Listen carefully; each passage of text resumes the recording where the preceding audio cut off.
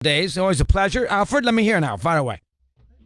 Chrissy, how are you? Fine, Al. Nice to talk to you. What's on your mind now? Let me hear. I agree with pretty much all of the ones you have mentioned. I think that Cano is a Hall of Famer. He's going to wind up close to 3,000 hits. I know Kent is underappreciated and doesn't get the respect, but Cano is a wonderful defensive player. Kent was a butcher. So you can't even. Kent's a butcher's not fair, and you're talking about a guy who saw him every day, so that's unfair. But Cano's got a little bit of he's got a little bit of a lackadaisical attitude. Yeah, he makes it look easy. And that's his knock. But more importantly, and I know you're going to appreciate this, and I carry this around with me for times that this comes up. So I want you to listen to this because it's, and I know you know it is, but just listen to this for a second. Right, because we accuse guys of being other compilers, so the back end of their career. When we're putting Edgar Martinez in the Hall of Fame with 18 years and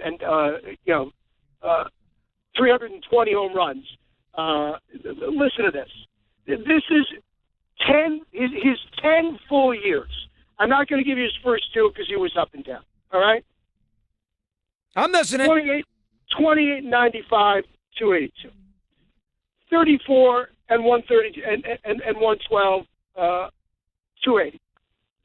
38 and 129, 290. 36 and 101. By the way, this is the strike year. All right. So 36 and 101, 357. Right? 50 and 126, 317. Albert Belle, huh? Albert Belle. I'm not done. 48 and 148, 311. 30 and 116. That's the big drop-off when he goes to Chicago. 30 and 116, 274. He bounces back with 49 and 152, 328. Does he have I don't know this. Is he in the Mitchell report in any capacity? To my knowledge, never any notion of PEDs. And let me finish. His last 2 years in Baltimore, 37 and 117, 297, 23. He finished his career with a paltry 23 and 103, 281. In basically 10 full seasons, not counting the first two, which he did nothing and was up and down, 389 homers, 1,239 RBIs, struck out 100 times twice in his career. Yeah, we've gone through Belle before, and that's a good one now. He doesn't get a lot of love. He is a tremendous hitter, great offensive player. Now, he was, he had the quirk bat. He threw a ball in the fan. He threw the ball in the fans when he was annoyed. Very difficult to grasp, very difficult to appreciate. But he's an underrated, great offensive player. I don't think I'd have to go back and look. I don't think he's mentioned anywhere as far as the Mitchell report is concerned. He's in the era now, but he gets hurt with the Mitchell report because all those numbers are skewed, so he gets killed. But I'll say this. He, in another career that he does, he's a better hitter than Frank Thomas. Same kind of, same era, same division, same everything. He's a better offensive player than Frank Thomas is. Belle is a guy that is a little under-regarded. It's a good thought, and he never gets a sniff. Here is Michael in Brooklyn, and Michael's talking to somebody else, but he talks to us now. Michael, good afternoon. How are you? Good afternoon. I'm sorry about that. Good to have you aboard, Mike. What's on your mind now? Let me hear. I called, and you and Mike, I told you the question.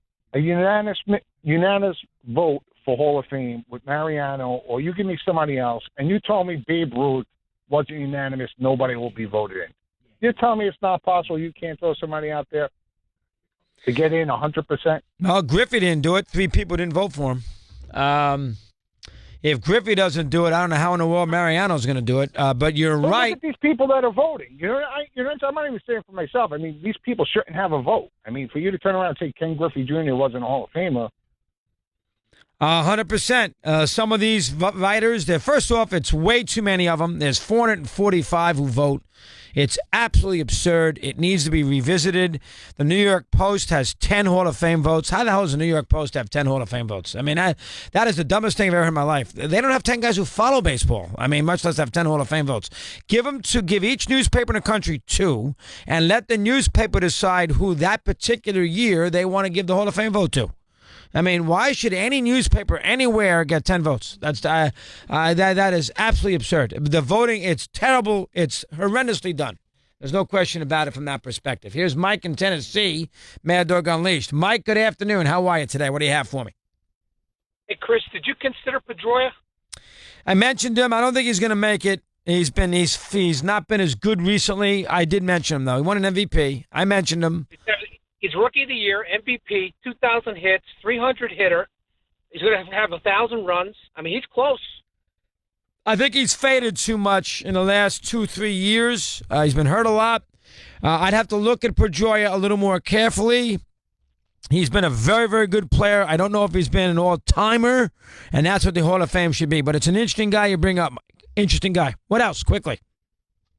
That's all I have. Good night, my friend. All right, yeah, Mike. Go take care. John in Ohio says hello. John, good afternoon. How are you today, pal?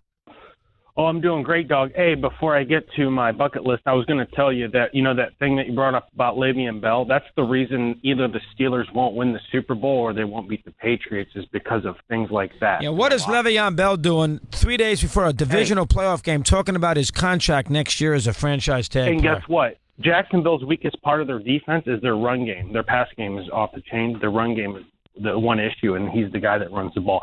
Okay, I grew up in Akron. I don't know if you've been to Canton, but obviously I'll bring up two things. I'm going to knock two birds out with one stone. You're a big history buff.